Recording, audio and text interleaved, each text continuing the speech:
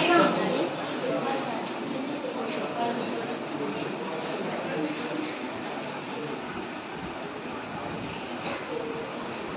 Next వజ్రాసనం. ఇలా పెట్టండి. Back side ఇలా ఉండాలి. ఒక కాలు ఇలా పెట్టండి. రెండు కాళ్ళు ఒకదాని మీద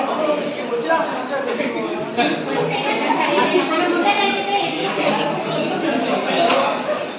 ఎక్కువసేపు ఎంతసేపు అయినా వేసుకోవచ్చు. మనకి కంఫర్ట్ గా ఉండాలి. ముందు మనం పొజిషన్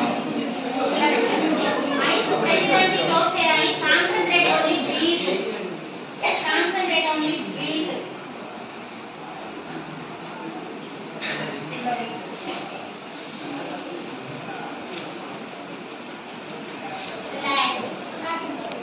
ఏదన్నా డిసీజెస్ కానీ ఏదైనా ప్రాబ్లమ్స్ ఉంటే వాటిని మనం ఇలా యోగా ద్వారా వాటిని రిజాల్వ్ చేసుకుంటాం అన్నమాట.